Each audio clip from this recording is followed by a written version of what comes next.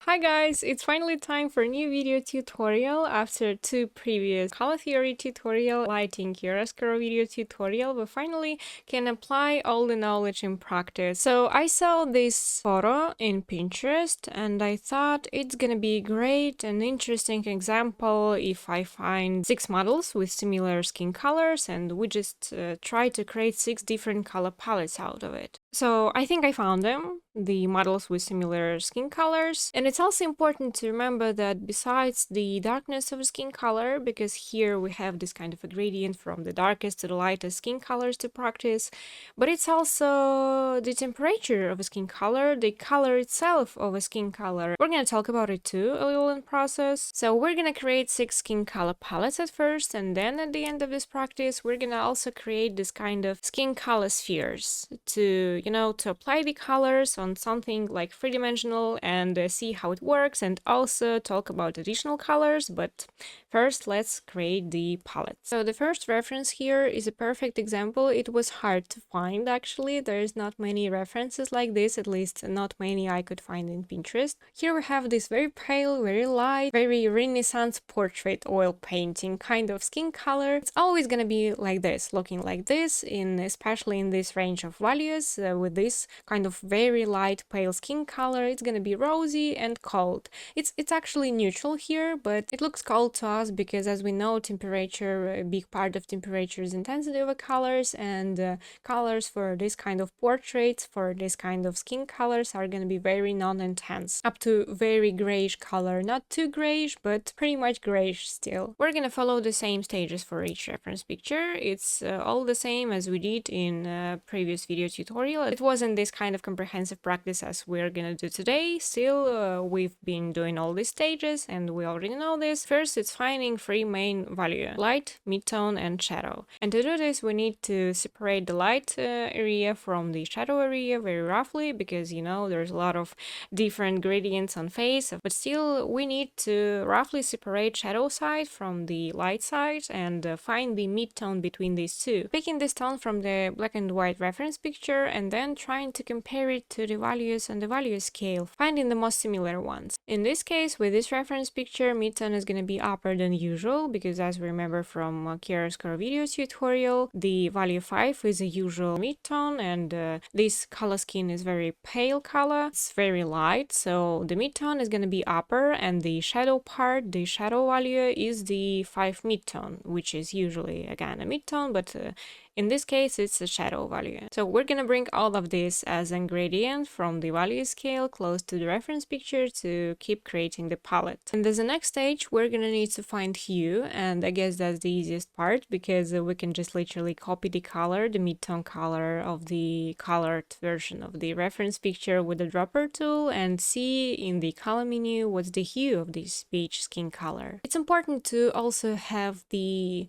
diversity of temperatures on each portrait, on each skin tone. I mean, warm, cold, neutral, it doesn't matter. We always need a bit of warm, a bit of cold, a bit of neutral colors. So we're gonna create the palettes of 3 different hues, which is one is cold and one is neutral. Neutral is actually here is the one which is prevalent, which we already found with copying the colors from the color reference picture. From this original hue, from this main hue, prevalent hue, we're gonna go a little left and a little right for the most cold and the most warm colors here too. And from now we can create skin color palette, because we already have everything we need. We've been doing it already again in the end of the previous video tutorial, color theory tutorial, but I guess I'm gonna explain these stages again. It's kind of confusing at first, because we need to choose a hue and then open the color menu, so this hue is staying in the color history, and then we close the color menu and then we pick needed value as in light at first here, and then we again opening the color menu, and then we're going to the hue color menu. And this way we have this little circle tool which is showing us the color we previously picked and the color we're picking now, and with the previously picked color as a needed value, we are in this square of needed hue now, and here we're gonna pick the color, similar color by value, out of all these pages in needed hue with needed value. It's kind of confusing at first, but actually if you practice too, you're gonna quickly get used to it. And what's the most interesting about skin colors is that in context of temperatures, it works completely the opposite from what we know already from the color theory. I mean, we know that red hue is the warmest hue, but with skin colors, it's completely the opposite. We use red hue to create more cold colors. And even if it's confusing at first, actually it's easy to explain. It happens because the temperature depends not only on hue we're using, but also on intensity of a color. And intensity of a color in this case is more for yellow-based hues, because yellow-based or orange-based hue, like red, yellow-based hue, based color, skin color, is going to be much more intense than red-based skin color, because there's just no such a color as very intense red skin color. It can be sand skin color, it can be brown skin color, it can be olive skin color, etc. And it's all either brown or yellowish, but there's no such a color as reddish. That's why we use red hue when we want to go for more cold skin colors, because it automatically means that we're gonna use very not intense red-based skin colors. And just like that, we're getting 3 different color palettes by temperature. But the thing is, it's actually one skin color palette, because we're gonna need cold, neutral, and warm, all of these into our portrait, whatever the original temperature of the skin color is. And this particular example with this reference picture, it's neutral skin color, so I probably use the neutral skin color palette as the main one, as the prevalent one, and also some cold and warm colors too, because you know, in a portrait, I'm not even talking about portrait photography, in painting, in a portrait, we want to emphasize some colors, we want to bring it more color, temperature, contrast. So there's always a place for cold areas and for warm areas too in one single portrait. So these 3 are actually one skin color palette. So let's take a look at the next reference picture. Here we have the model with very pronounced olive sandy kind of a skin color. It's obviously warm. It's most likely based on some kind of a red-yellow hue. It's far from red hues. Let's separate it to light and shadow sides and see what's the values of this one. The light here looks more contrasting than the light in previous reference picture we used, so the range from light to shadow is going to be longer, and we're going to create a color for each single value here from light to shadow. And since the hue itself, the original hue, is a very intense orange here, I'm gonna go more for reddish colors, reddish hues, and create 2 more hues, as in red-yellow hue and even more red hue. And again, creating 3 palettes, but this time with more darker values and even with lightest values of this particular value range we have here. We can go more for saturated colors, because here is going to be more suitable, appropriate. It's very warm, intense, it's darker skin color than the pale skin color, and we discussed that pale skin colors are always very non-intense, and we can't say it about olive skin colors, so feel free to go more for saturated colors here.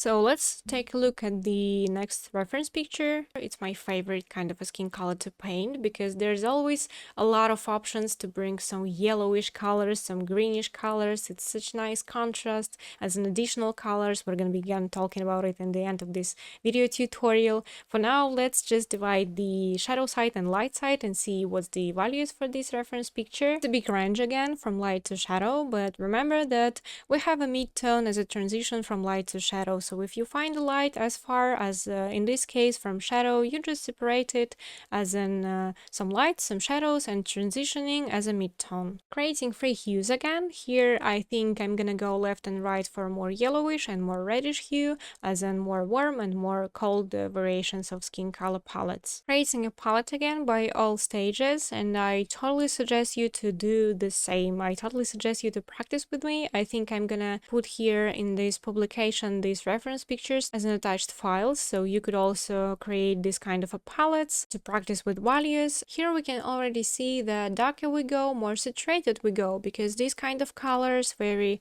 intense and dark by value skin colors, looks pretty natural. It looks like skin colors. Why the upper values here, the lighter values here are better to keep limited, better to stay as far as possible from very saturated colors. And here's one more important thing about temperature. I totally forgot to mention it. So the intensity of a color is gonna affect the temperature of a color of darker value a lot more than hue, which were used as a base for this color. So from now it's important to control the temperature of a color by using different intensity of the colors instead of picking reds as in cold colors and yellow as in warm colors. Now let's take a look at the next reference picture, and here we have, I think it's exactly this perfect example of a midtone being the medium value of a value scale. Let's divide it into the shadow and light area and see if I'm correct. I don't remember, honestly. Yeah, that's pretty much how it's gonna work here. We're bringing again this part of the value scale to the close to the reference picture, and let's find the hue now. The main hue, the prevalent hue here is very warm. It's red-yellow hue.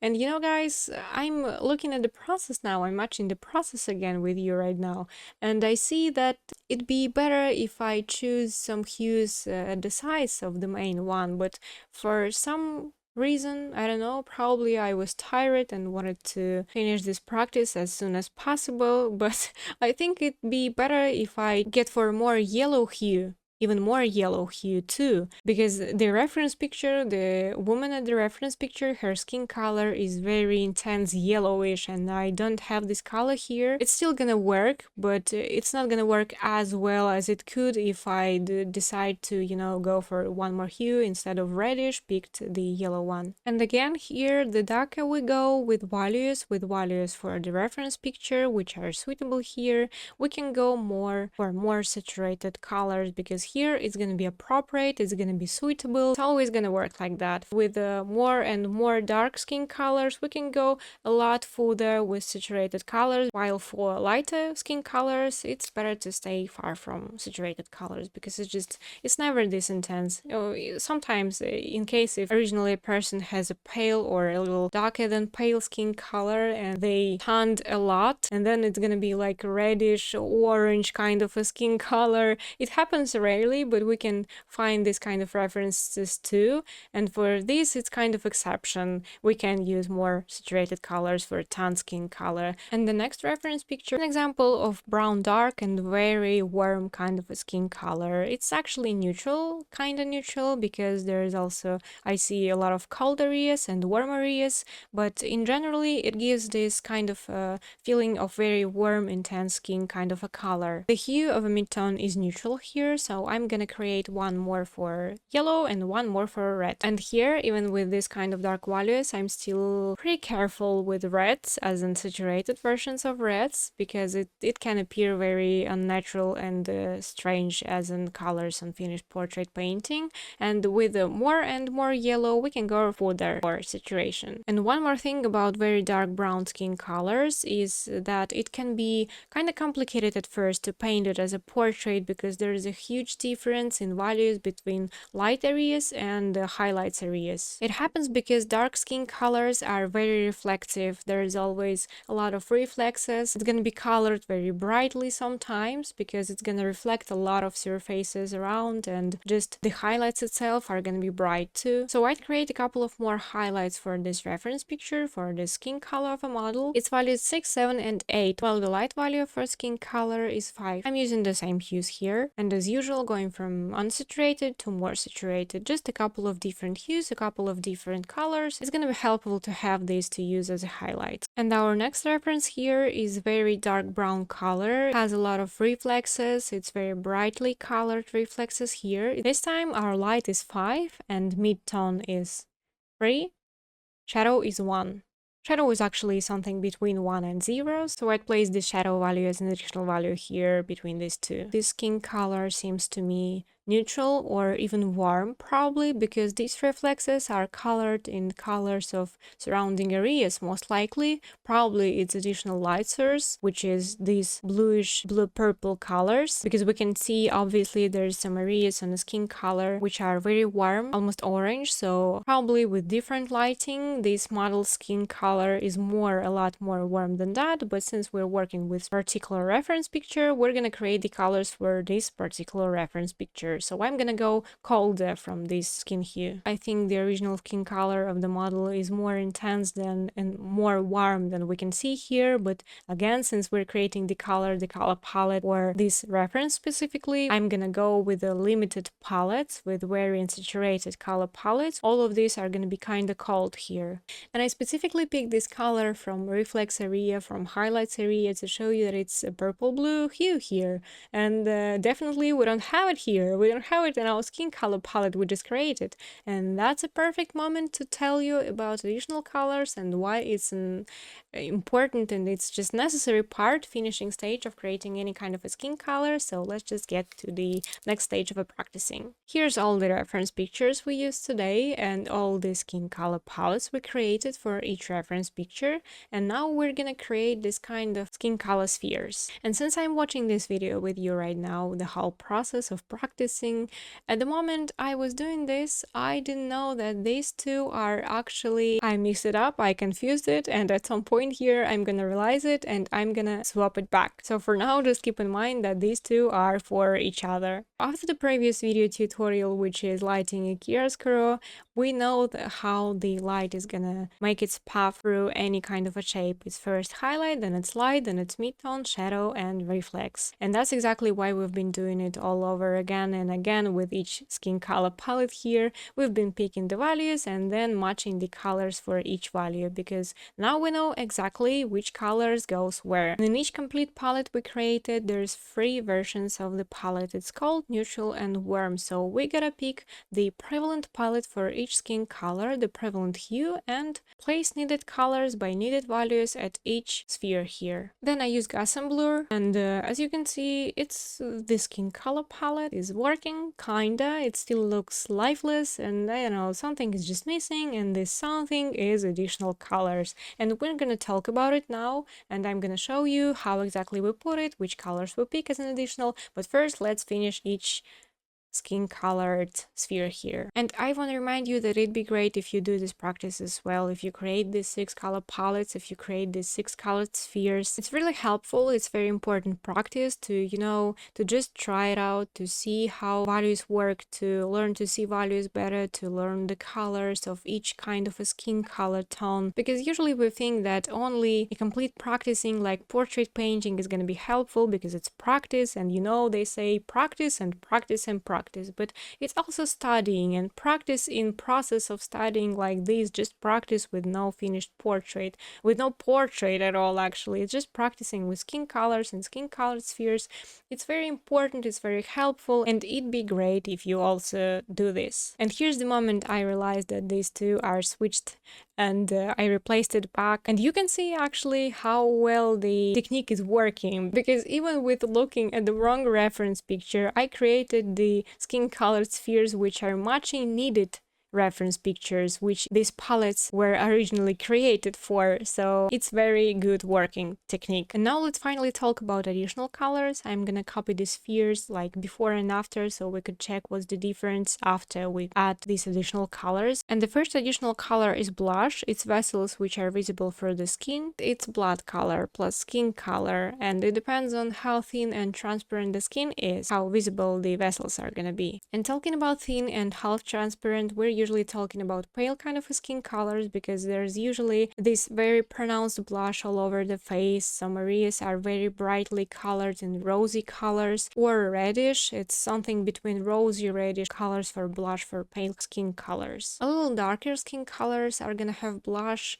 depending on if it's original skin color of a person or if it's tanned skin color, a tanned version of a pale skin color, because if it's pale skin which is tanned, it's gonna be rosy, reddish, again, all these colors for blush. But if it's natural, like olive, sand skin colors, it's warm, it's original color skin of a person, then it's gonna be more warm and less pronounced. With blush colors, it's like a gradient from very pale skin colors, as in very rosy, almost going from red to purple kind of color for blush. And then as we go in darker, we're going warmer with our blush colors, going towards even orange at some point. And we're also gonna remember again to match the values to the value of a mid-tone of a skin color. But despite this tendency of using more rosy blush colors for pale skin colors and more orange for brown dark skin colors, there's always an option of more warm and more cold version of blush for specific skin color. No matter how dark it is, how light it is,